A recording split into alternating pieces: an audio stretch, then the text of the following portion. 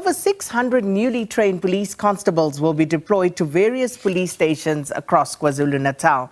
And this was revealed by the KZN government and the provincial police, giving an update yesterday on the province's second quarter crime statistics and crime prevention initiatives.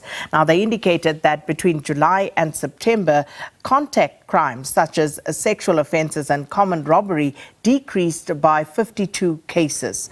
More than 1,400 cases of murder were registered for this period, with 558 arrests. To talk to us more about KwaZulu-Natal's crime statistics and, of course, the provincial police's crime response, we're joined now virtually by Lieutenant-General Nhlanhla Mkhwanazi, who's the KwaZulu-Natal Police Commissioner.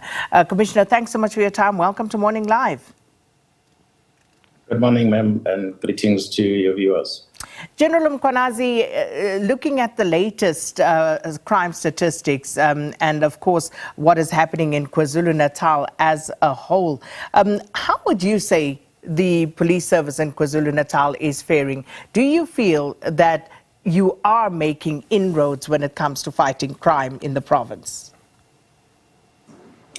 Yeah, well, ma'am, there are different measures that we can put in place as the performance of the SAPS. One of them is for when the people feel safe. The reality is that majority of people still don't feel safe. But on the other side, it's number of people that have been arrested before committing crime and those that will have committed crime and been arrested as a result of investigations. If we look at the court roll, the judiciary and the NPA, they are overloaded with work that is brought to them by the South African Police Service and law enforcement in general. And we look at the correctional facilities that we have. I guess the parole boards are on overdrive to try and come up with measures of how can they quickly get those that are beyond bars out of the correctional facilities, simply because the facilities are overpopulated.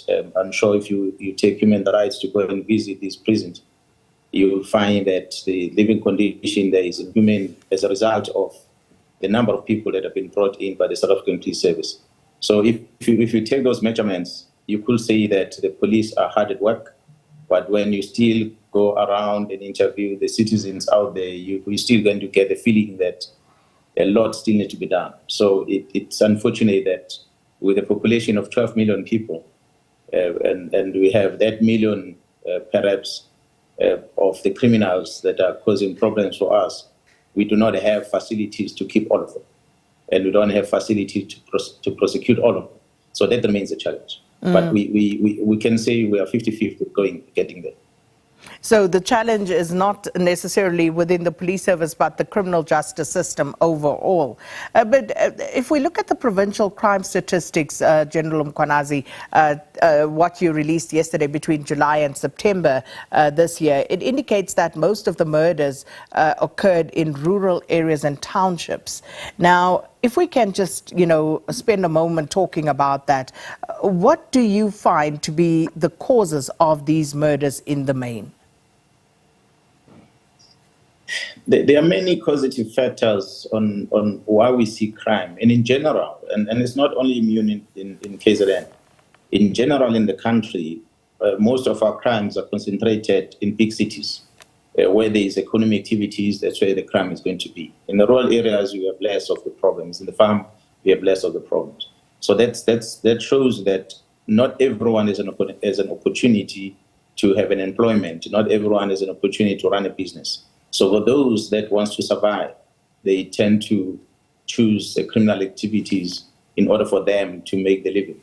And that's what we see as a big problem to start with. And second causes that are happening in most places where majority of people live, where the poverty is driving them mad, you find that it's mostly in the townships and mostly in the informal settlements. Take KZN as an example. In the area around eThekwini, I don't know when was the last time you came to eThekwini. If you compare the number of informal settlements we have in this city as compared to how it used to be 30 years ago, it's just too much. It's too much to handle. So for all these people that are migrating, coming to settle in these informal settlements, they need to survive, they need to live. And the number of people that are living on the streets in town, homeless people, and they need to eat. And for them to be able to survive, government does not necessarily provide them food every evening. The municipality doesn't do that. So they have to make means. And in order for them to make means to survive, they tend to choose criminality. So there's petty crimes, and then they graduate into become serious criminals. That's unfortunately what happens. Start from shoplifting until you end up being a real robber. And, speaking of, if we look at the Inanda police station as an example, General Mkhwanazi, this has been identified as one of the stations where they have the highest reported crime rates. Will more resources be deployed to that particular area, given the status of what we have seen at that particular station over many years now? Look, Inanda is growing. The population keeps on growing, no matter how much we pump police resources in there, but people keep growing. The main reason is because the bigger part of Inanda is under the traditional leadership. So they give land, spaces for people to build. So that's why the population keeps growing in the area. It's not an area where you can control under municipalities where a person will have a site that is registered under municipalities where there's better control and there's infrastructure. So in Inanda, there's quite a lot of rural, I would say rural area or semi-rural where people are just building houses from all over, wherever the chief will or headman is going to place them. But from the police point of view, our deployment is not only about the members that are permanently based at Inanda.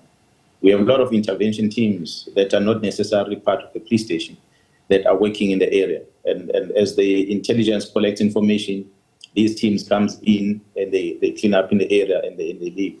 So our strategy is not necessarily to rely on police officers that are mainly within a police station. So those members of the stations, we want them to focus mainly in serving the communities in terms of attending to their complaints and servicing them when they come to the police station, and many other also less dangerous work that they have to focus on.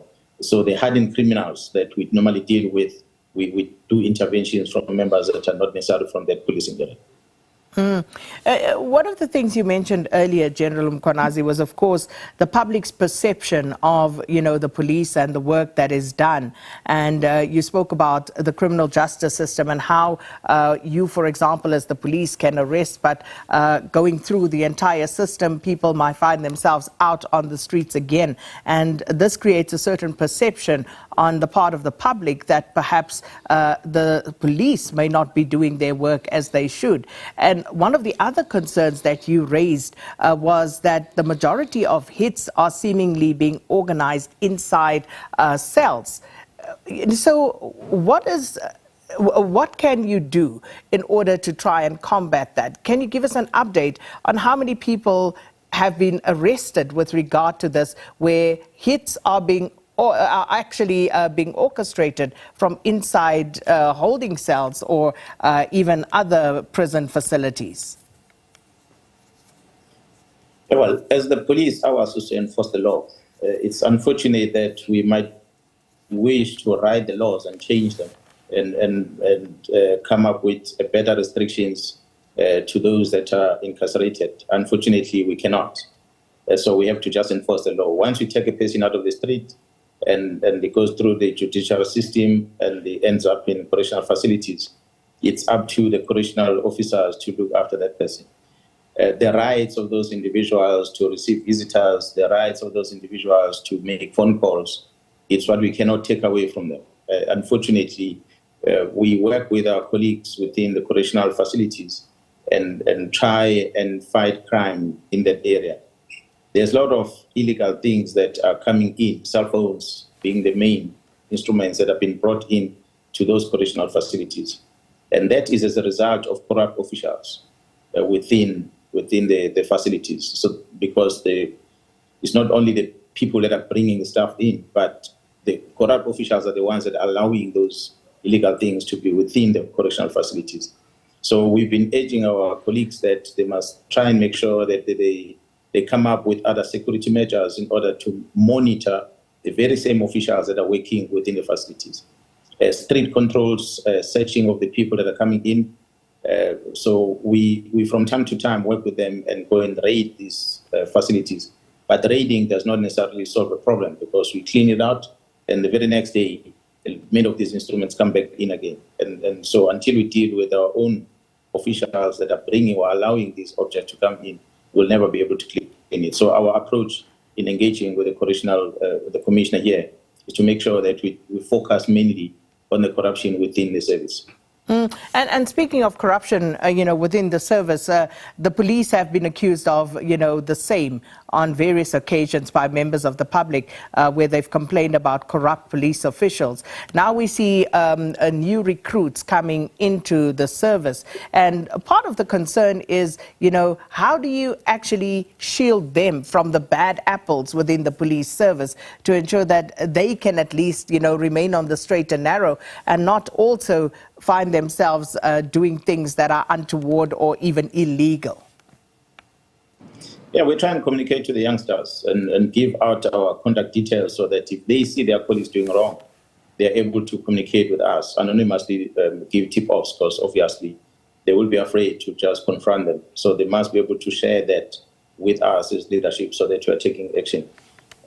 We try by all means to make sure that when we arrest a police officer and as when we dismiss a police officer, we communicate that to the rest of the organization so that the members become aware that when you do something similar to this or any other corrupt activities, or you do not do your work, the dereliction of duty might have consequences that lead into your dismissal from the organization.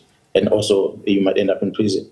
So that's how we try to communicate with our members through our structures that we have on a monthly basis. It's mandatory for every police station to have lectures. Monthly lectures where members are going to be reminded of their roles and responsibilities, and they're going to be advised of their rights also within the organization, and everything that is information that needs to be shared with the members is shared in those platforms on a monthly basis. Lieutenant-General Mkhwanazi, one of the other things that has been raised as far as KwaZulu-Natal policing is concerned is some of these shootouts that we often report on, where there is the use of deadly force. And, some quarters have said that it always seems as though when there's a shootout between police and alleged criminals in KwaZulu-Natal, there's usually no survivors left there. So can you talk to us, about that? Because depending on who you speak to, members of the public generally are elated at these outcomes, saying that it makes them feel safer knowing that the police will do what they need to do. But there are, of course, other entities that feel that perhaps the police in KwaZulu-Natal at times are heavy-handed. It's a difficult one because we lost members as well, and we lose members of the community, and as much as we lose the criminals. It's unfortunate that if we are faced with this type of criminals that are so aggressive, it leaves us with no choice. And we always encourage our officers that do not hesitate when the member of the public's life is in danger or your life is in danger. Do not hesitate to make use of the training and the skills that we gave you in the South African Police Service in order to come home alive. Your family members need to back. The family still needs to be with you. The community is still expecting you to come back and serve them. So you cannot just lay your arms down and die at the hands of the criminal, because you're going to deprive the opportunity of the community to receive the service that they're supposed to receive. So we encourage our members to make sure that they do whatever they can to come home alive. And General Mkhwanazi, what is the latest on the 3 on-duty police officers that were killed whilst on duty over the weekend? I think it was 2 from Hammersdale Police Station and the other in Esikhaweni. Have there been any arrests effected in this regard? Yes, on the Hammersdale incident, the criminal that shot our members is also been killed, and the firearms are covered. We're continuing with further investigation in order to try and establish whether could have there been someone behind him that encouraged him to do what he did. As I said earlier, if you recall, there were 4 people that died on the day, including himself. He was a 5th one. 2 police officers 2 family members, as well as the criminal himself that died in that incident. But prior to that, a week before that, there was a murder of 2 ladies that were killed in another policing area of Pinetown that were going to be buried in that family. So ultimately, we can say out of the act of that man, 6 people were killed by that criminal. So, but at least he's late, and we're going to continue with the investigation because we don't believe that he just decided to wake up and kill people. So there might have been the reason behind. Perhaps someone was working with him in order to encourage him to do what he did. So that one of Farmers Day, at least for now, we're comfortable that the criminal is no more. We're just going to have to keep a very close eye on his funeral, because surely we're most likely might be able to find our target when they bury him, because that's normally where people come together. In the issue of the matter of the member that we lost in the Timpangeni area, the one of the suspects was killed on the scene, and his firearm was. But sadly, that we lost a member, and unfortunately, the member was off duty. His wife was also injured in the process, and she's critical in a hospital. We do hope and pray for her speedy recovery. And the other criminals that were part of the robbery, the members have been able to hunt them down, and 2 of them have been arrested in separate incidents and firearms recovered as well. Well, Lieutenant-General Nhlanhla Mkhwanazi, thank you so much for your time this morning. KwaZulu-Natal Police Commissioner talking to us about provincial crime figures released yesterday, and of course the provincial police's fight against crime, some of the initiatives that they have in place for this festive season and of course beyond.